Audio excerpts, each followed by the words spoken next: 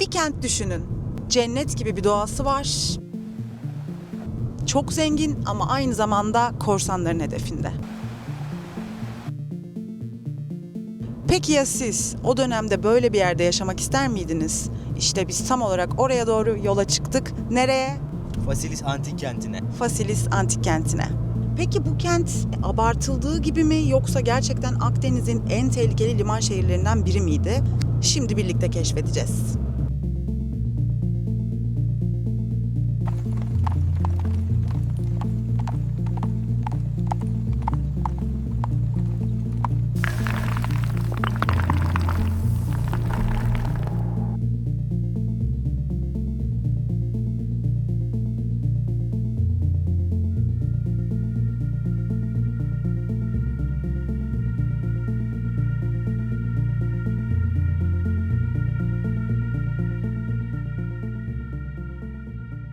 Arkadaşlar şimdi Fasilis'in girişinde bizi böyle su kemerleri karşılıyor. Roma İmparatorluğu döneminde yapılmış. Yani aslında şöyle bir hikayesi varmış buranın.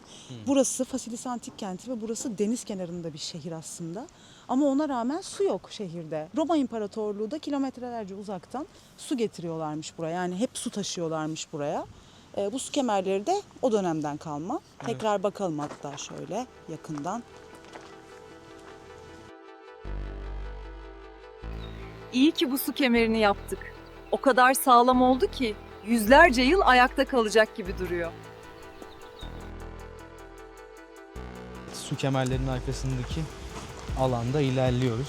Ya burada tabii insanlar burayı bir antik kent gezisi olarak bizim şu anda yaptığımız gibi kullanan insanlar var. Ama bir açıdan da burası aslında çoğunluğun denize girmek için antik kenti kullandığı bir alan.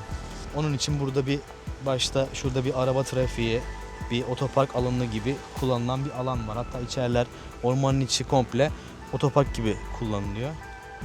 Müze kartla 2 kere girilebiliyor. Üçüncüde müze kart girişi iptal oluyor buranın. Ya bu arada şöyle bir şey söyleyeceğim. Çok ilginç bir bilgi de öğrenmiştim burayla alakalı gelmeden. Şimdi Rodoslu denizciler tarafından kuruluyor ya şehir. Şöyle bir detay var. Halka balık, kurutulmuş balık satarak o şekilde oluşturmuşlar bu şehri, biliyor musun? Yani balıkla kurulmuş bir şehir gibi adlandırılıyor hatta Yani bazı Rodoslu yazılı denizciler yerel kaynaklarda. halka balık vererek mi almışlar buraları? Aynen öyle. Balık anlaşmasıyla başlamış belki de her şey bu şehirde. Düşünsene. 3 liman var. Güney limanı, kuzey limanı ve korunaklı askeri liman. Rüzgar nereden eserse essin gemileri koruyabilmek adına 3 tane liman oluşturulmuş. Yani o dönem için premium bir paket. 3 liman olması bu arada.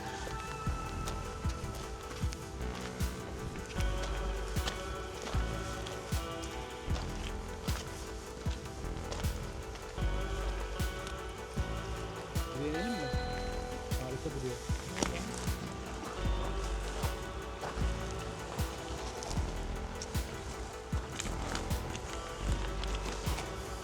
Görüntüye baksana. Mükemmel değil mi? İlginç bir yer değil mi ya? Kim der ki burada yüzyıllar önce büyük savaşlar olmuş, Büyük İskender gelmiş, korsanlar gelmiş. Kim der yani? Bu şehir nasıl tehlikeli olabilir ya geçmişte? Her güzel yer daha tehlikeli. Hikayesi ve tarihi çok büyük bir yer gerçekten burası. Yani ülkemiz gerçekten çok değerli bu açıdan. Gerçekten çok çok değerli. Yani her yerde doğal bir başka bir güzellik var. Her yerde doğal güzelliklerin yanı sıra tarihi güzellikleri de apayrı. Burası tam olarak tarihin ve doğanın iç içe geçtiği mükemmel bir yer. Evet. Bir düşüyormuşum burada. 1 milyon görüntülenme. Çok güzel. Ah çok güzel. Düşüyormuşum buradan 3 milyon görüntüleme alıyormuşum ben de. Çünkü daha yüksek olduğu için görüntülemesi de daha yüksek olur diye tahmin ediyorum.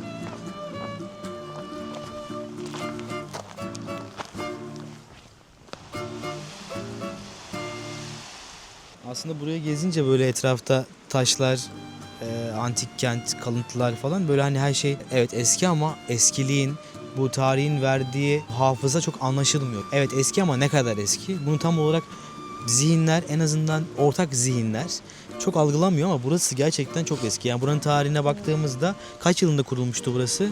Burası Milattan önce 7. yüzyıl 7. diye yüzyıl okudum. mı? 7. yüzyıl. Yani hatırladığım kadarıyla İslamiyet'ten 1200 yıl olması lazım. 1200-1300 yıl kadar 1200 önce. yıl kadar daha eski İslamiyet'in doğuşundan. Hristiyanlıktan Hristiyanlıktan da bile 700 yıl yıl daha eski. daha eski. Evet. Yani burası kurulduğunda ne İslamiyet vardı ne Hristiyanlık vardı ortada. Hiçbir şey yoktu. O kadar eski bir antik kent burası. Bunun da farkında vararak Evet, gezmek aynen. gerekiyor buraları. Ya buralarda yürürken bu taşların, lahitlerin arasından, ağaçların arasından gezerken insan aklına şöyle ilginç bir şey de geliyor. Yani bu şehir, bu antik şehir dinlerin, imparatorlukların falan da daha öncesinde olduğu için insanın böyle tüylerini ürperten bir durum haline geliyor gezerken. Yani ben mesela gezerken öyle bir ruh haliyle geziyorum. Sanki hala burada Rodosluların, korsanların ruhları falan bir yerlerde dolanıyormuş gibi bir his var içimde. Ya Persliler Şey mi çok. almamış, korsanlar mı almamış Evet. yani Romalıların eline geçmiş. İyi ki geçmiş, bir uygarlık gelmiş şehre zaten Romalılardan sonra. Ondan önce bir harabeymiş buralar. İzlediğinizde de göreceksiniz. İlk su kemerleri, tiyatrolar, hamamlar Roma İmparatorluğu tarafından inşa edilen şeyler olmuş. Tam anlamıyla bir uygarlık getirmiş diyebiliriz yani. Evet.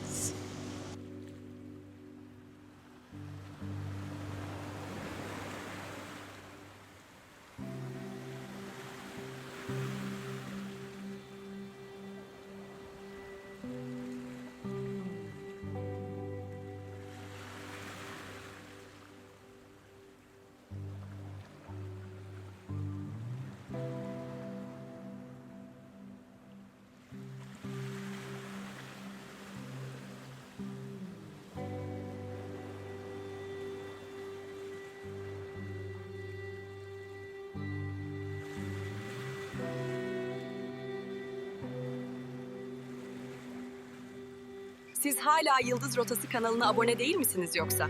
Hadi artık abone olun.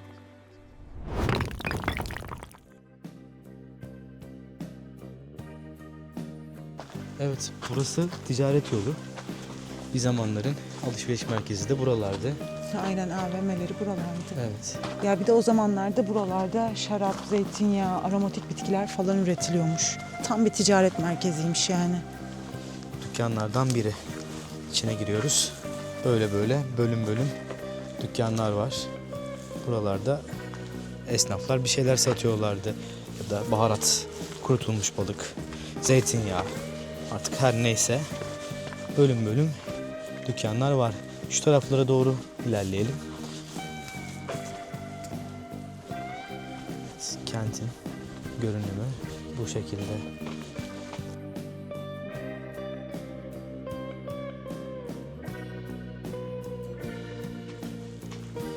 Evet, burada bölüm bölüm yerler var. Burası çok daha büyük bir alan. Mozaikler var yerlerde. Mozaiklerin üstü örtülmüş. Mozaiklerin üstü kapatılmış. Zarar gelmesin diye kapatılmış ama buralar açılmış. Mozaiklerin üzerinden geçtik. Arka tarafa geldik. Bir merdiven. Küçük bir merdiven. Buradan geçelim. Bu alanda yer döşemeleri varmış. Çok güzel. Bak mesela şurada büyük ihtimal önceden şuralarda heykeller vardı. Buralarda şu tarafta ve bu tarafta heykel vardı. O çıkartıldı. Zaten yattığı, durduğu yerin izi de mermer. Galiba kireç taşı da olabilir.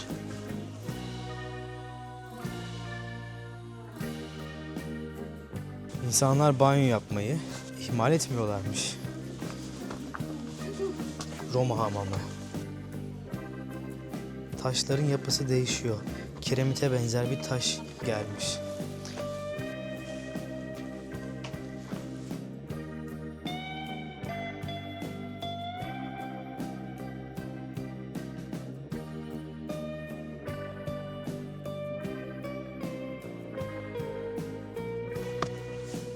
Tiyatroya doğru çıkıyoruz buradan.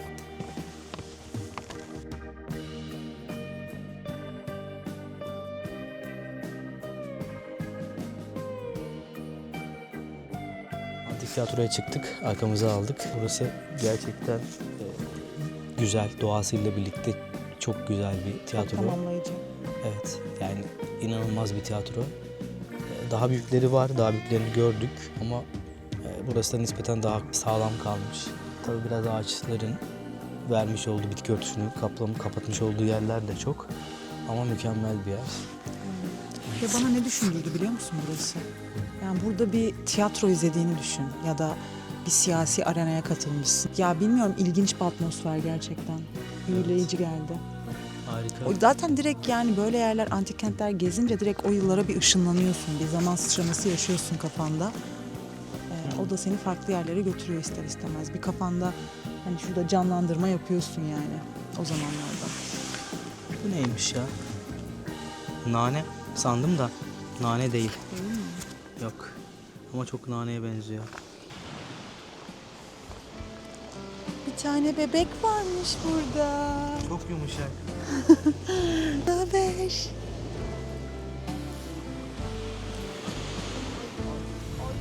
Nasıl bir şey böyle? Çok güzel. Çok güzelsin.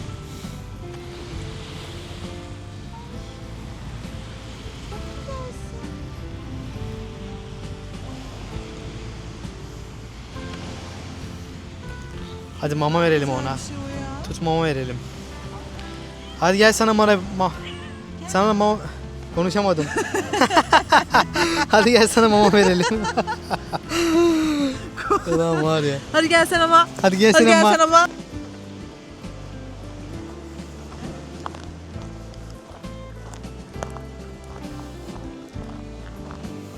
Gel bebeğim gel.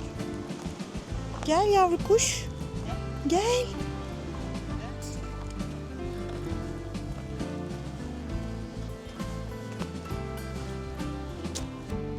Gelişe bak. Çıldırmalı.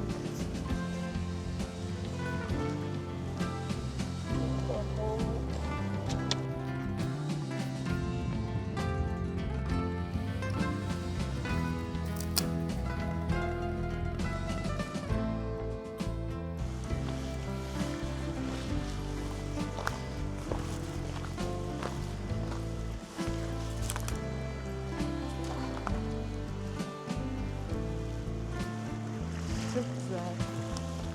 Evet. Bu yaz kesin bir kere daha yüzmeye gelelim. Gelelim. En az bir kere daha.